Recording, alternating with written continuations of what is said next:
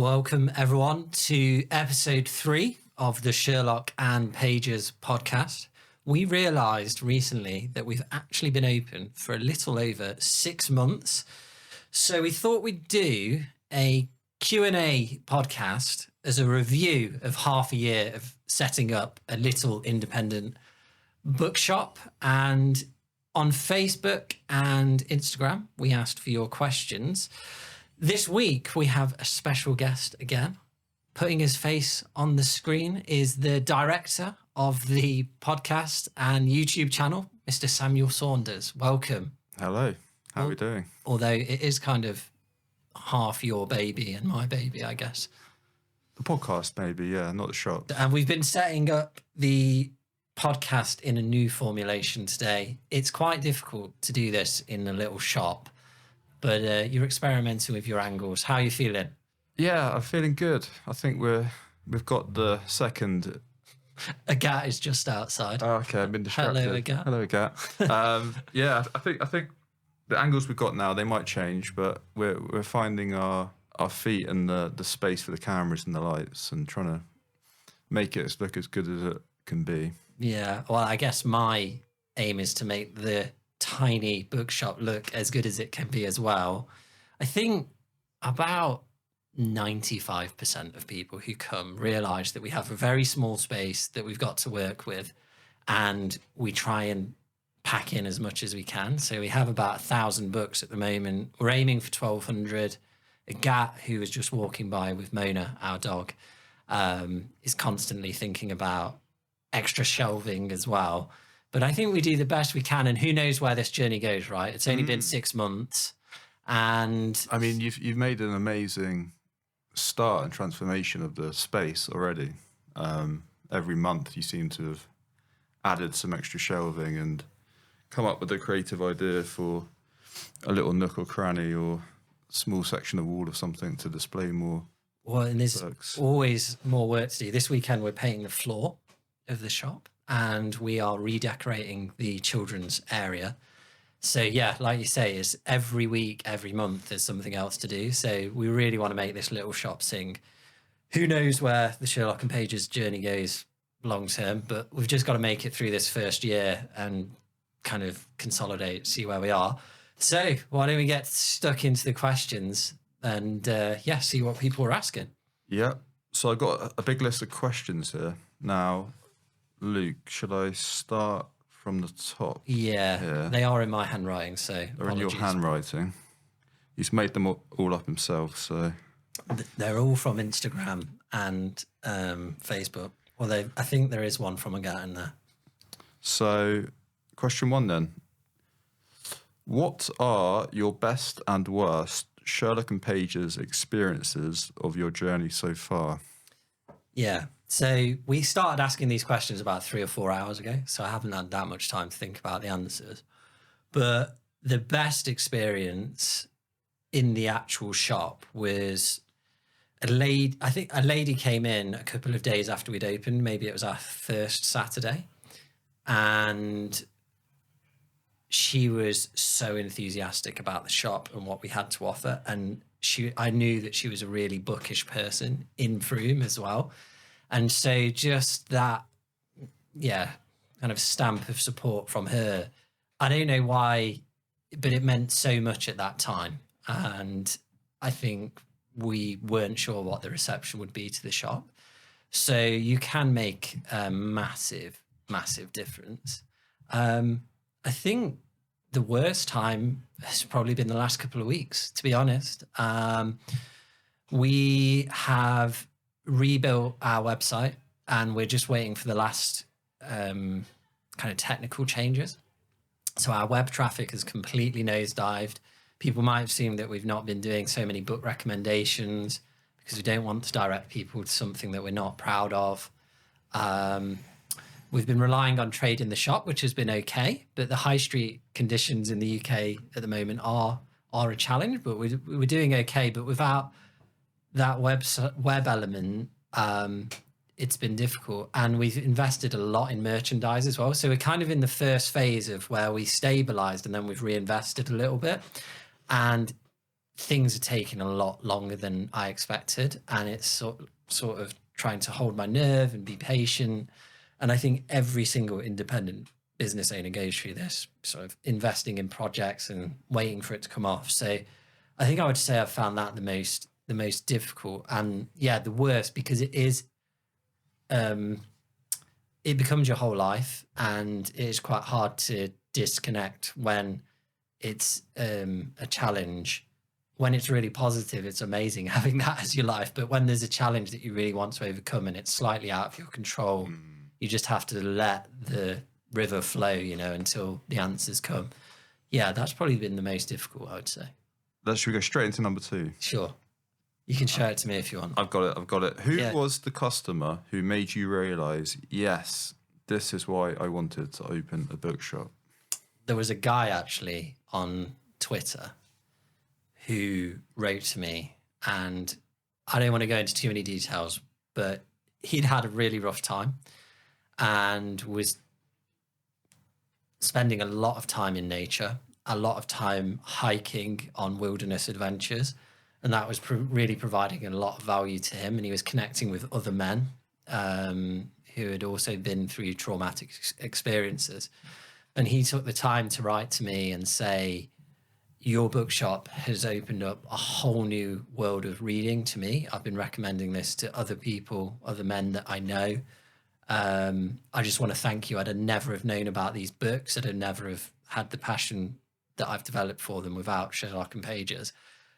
I hadn't expected that you could make that much difference through owning a bookshop. And maybe subconsciously you do, but that was so meaningful to me. And that was really the moment where I hit quite hard. I was like, wow, actually doing this bookshop can make a massive difference on an individual level to people. And honestly, that message meant the world. So that was a proper confirmation of what we were doing. It was really, really meaningful to me, especially as a man who has taken up a passion for pilgrimage, walking, landscape, and talked about issues I've had with anxiety and stuff. Just resonated with me so deeply. So yeah, thanks to that person. Right, question number 3 then. Ready? Yes, I'm ready, yeah. How many books have you sold? Do you keep a running total? I have no idea.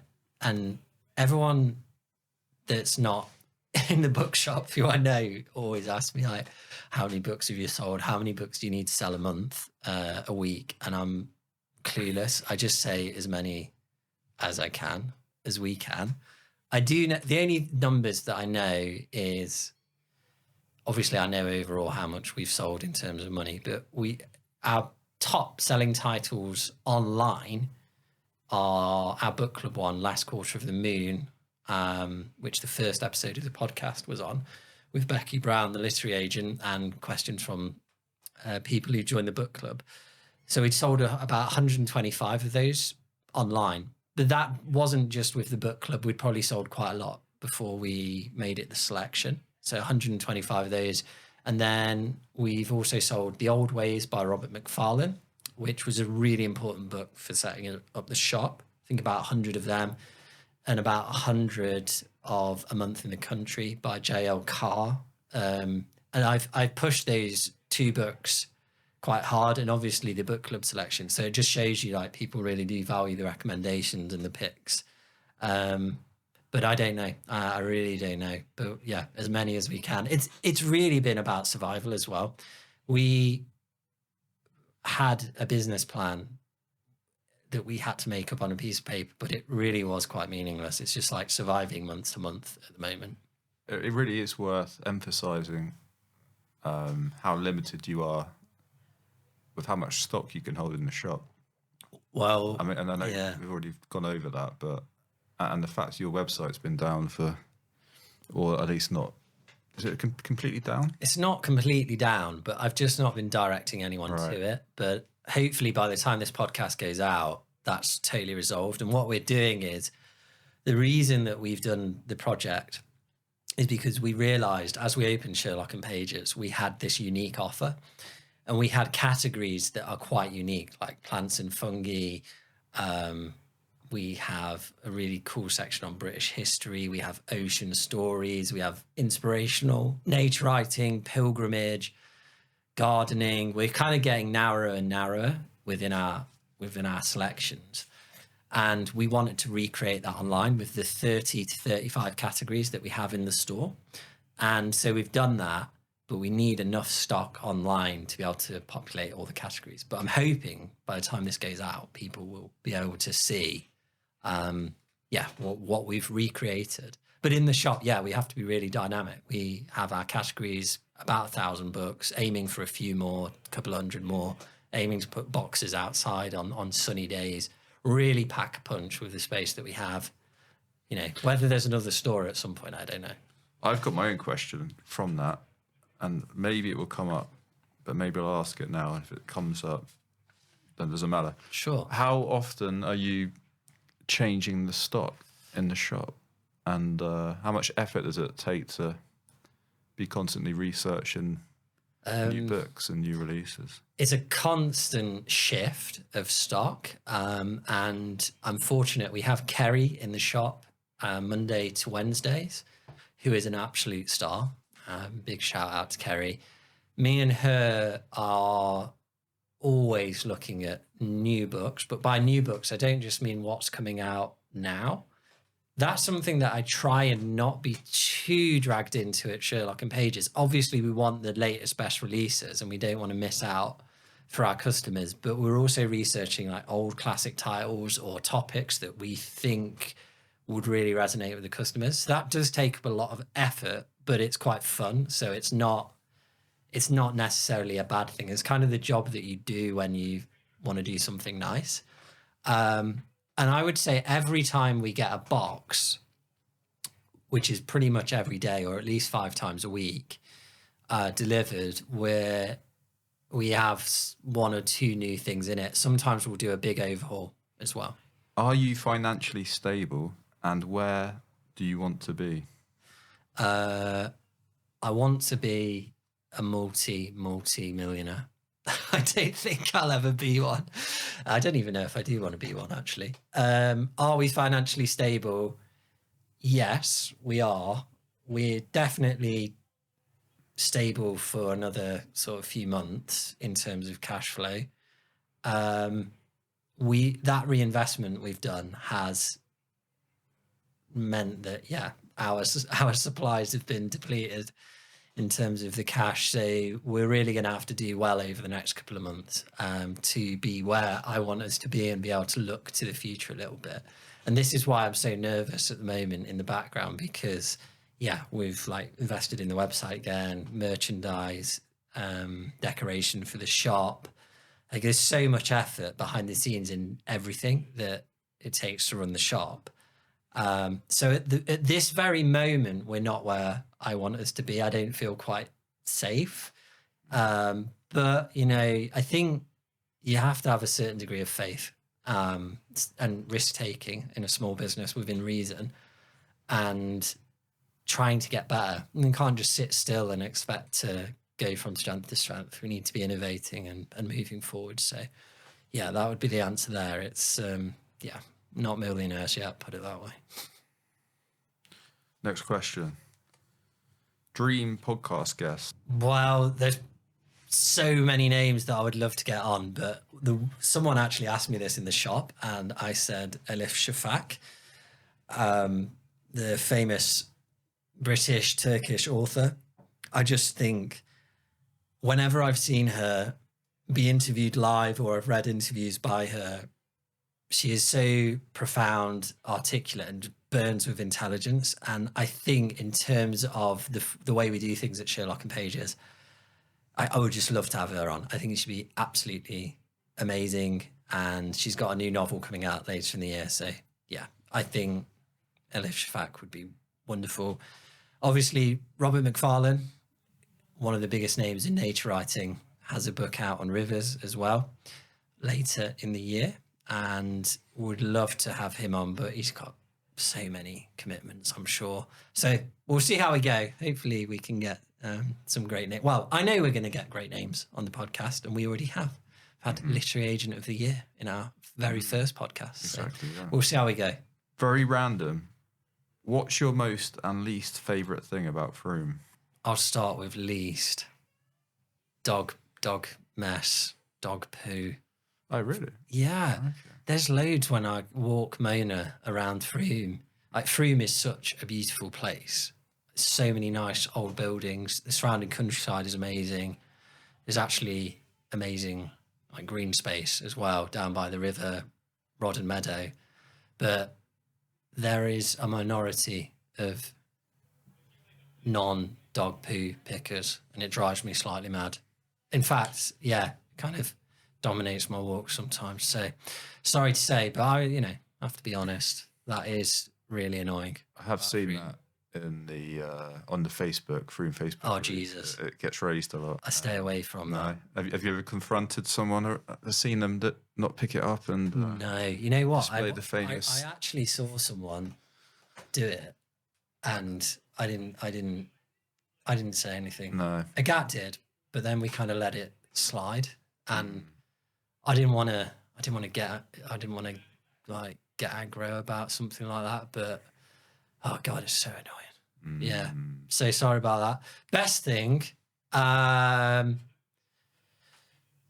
pizza at pizza at Rye Bakery is absolutely amazing on a Friday night. That's like my favourite thing in the week. So it is Friday night. So yeah, I think we can go after this. That is amazing, and they have a new bar there as well.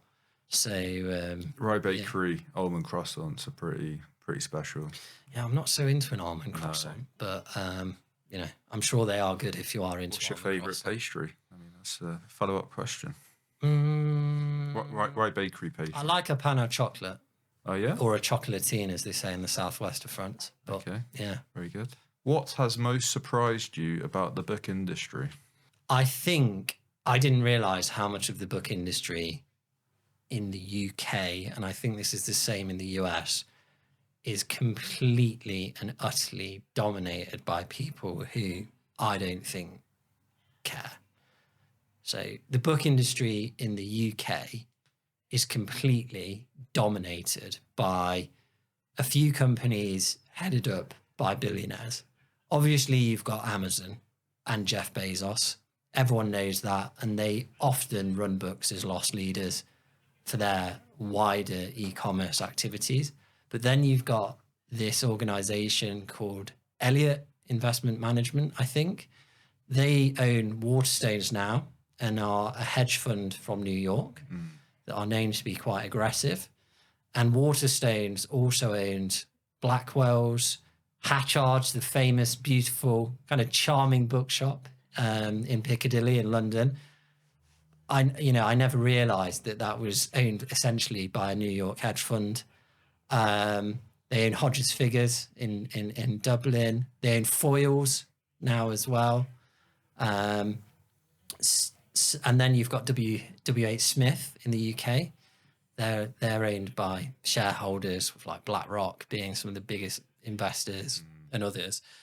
So you really are up against it. And I know that, Waterstones has amazing booksellers and are often given quite a degree of autonomy in their different stores. And Mr. Dawn is in control there now, and he's an amazing, legendary bookseller. But at the end of the day, a lot of the money is going into billionaires' hands, and it is really tough if you're an independent seller.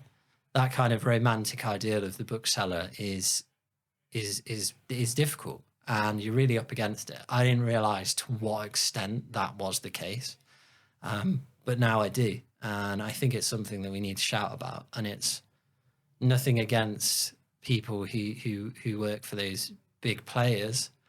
I just wish that more of the profit was distributed and there could be more passionate independent booksellers out there doing their thing, basically.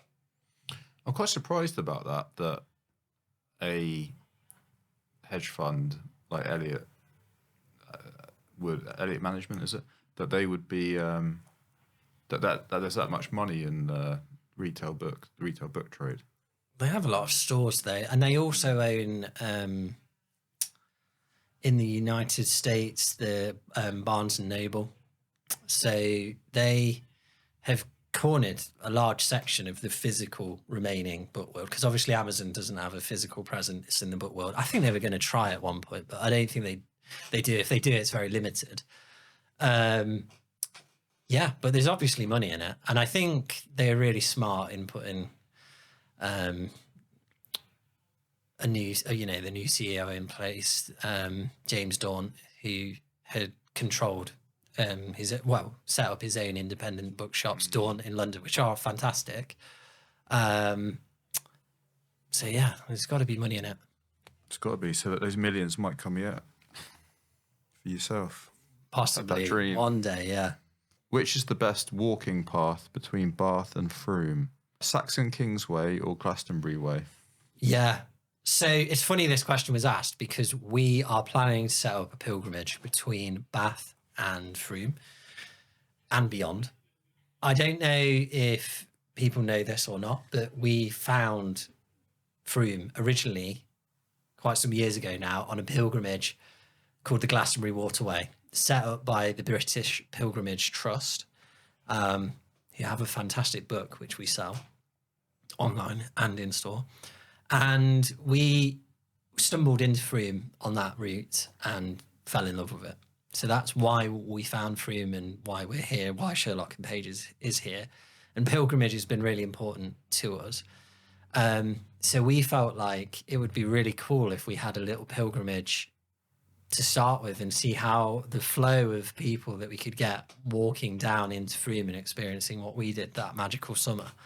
But that was on the Glastonbury Waterway, which was fantastic. Goes past Farley Hungerford Castle.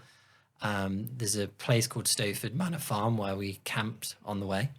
But I've never walked the Saxon Way. So maybe that's a challenge, because I can't answer that question in good faith at the moment. All I know is that the Glastonbury Waterway is just such a beautiful route. It would only, I think you could do it in a day from Bath to here if you really, really wanted to, but I wouldn't advise it. But if you stop over on the way, camp out, yeah, magical. Sam's probably edited me awkwardly picking this book out, but yeah, Britain's Pilgrim Places by the British Pilgrimage Trust. So hopefully that's on at camera level and you can see that. But I'm sure the Glastonbury Waterway is in there and some other routes locally, but also across the whole of Britain. So yeah, Brilliant. Do check that out. What's a book category you don't have but would love to create? And then we've got an arrow pointing to something.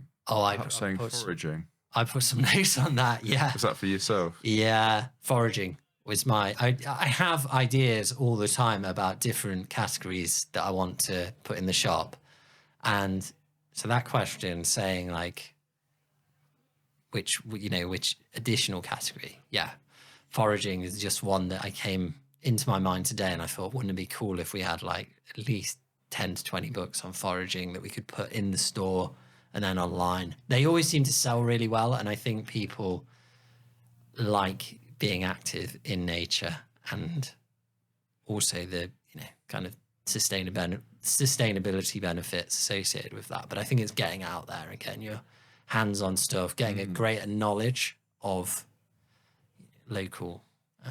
Definitely, yeah. Yeah. It's something I'd like to do, but I feel like you need the confidence to go out and do it, don't you? I'm terrified of the mushrooms. The mushrooms. I don't think I'd be doing that, but there are intrepid customers who do.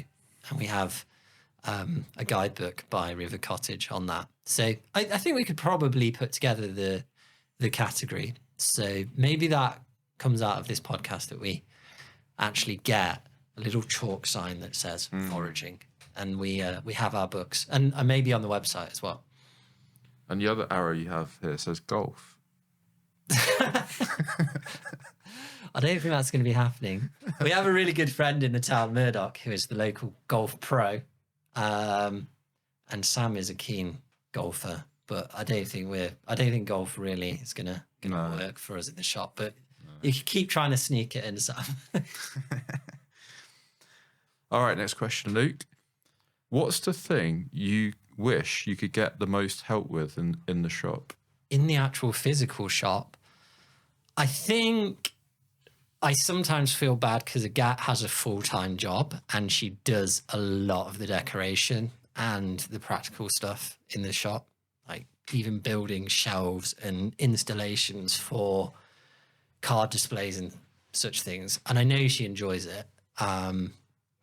It's a passion of hers, but I do wish we had more help in that respect. And definitely, hopefully, this period of time where we've reinvested in the website and the shop, hopefully that pays off and we can get that help from local experts to elaborate the design of the shop and have as much visual impact and magic as we can pack in here, basically. I think that's the thing that I would look to. Would that fall under merchandising? That as well, because Agat does, she's designed cards for us and she has worked on our tote bags and stuff. But I think that's things that she can do from the desk. But yeah, it's more like the sort of the physical elaboration of the shop. I would say we need a bit of help with this.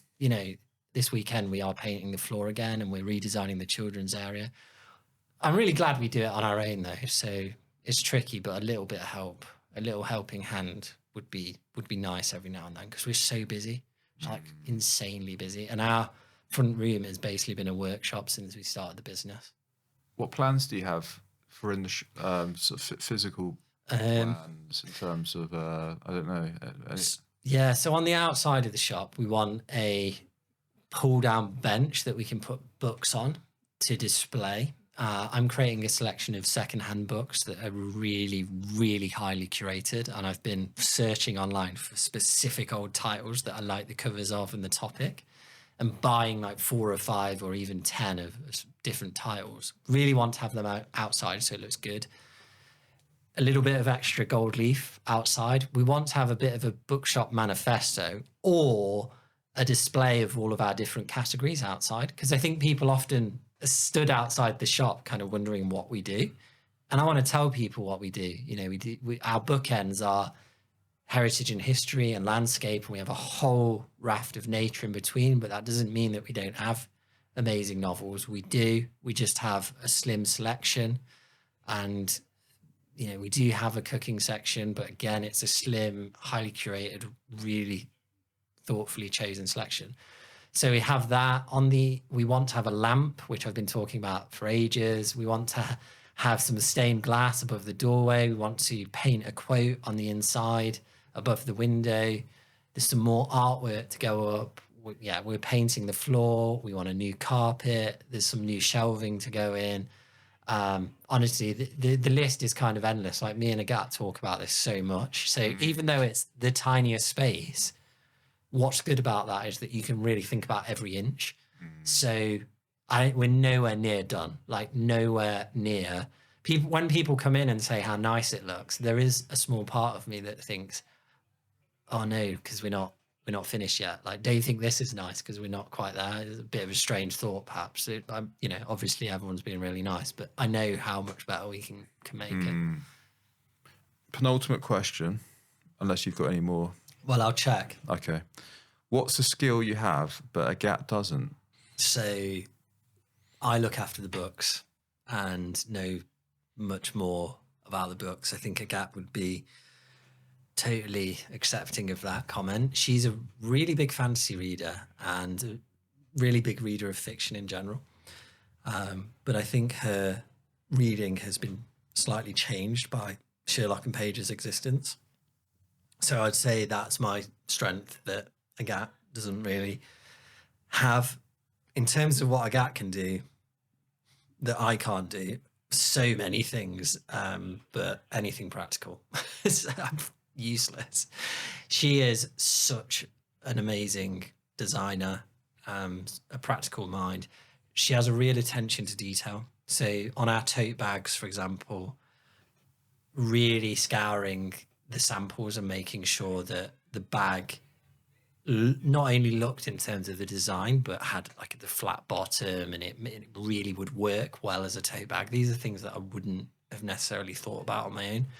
So yeah, the practical elements, Agat excels and goes above and beyond. She's more organised than I am as well in general. So yeah, Very good project manager as well. yeah. Right? She gives me a kick up the arse as well. So yeah, Agat's kind of critical basically, but she's always shies away from taking credit for this stuff, but she deserves it. I think people who follow our Instagram know though. I do. I think they know who actually gets stuff done. But I know. yeah, there you go. Last question. There might be more. Luke's going to Okay. check.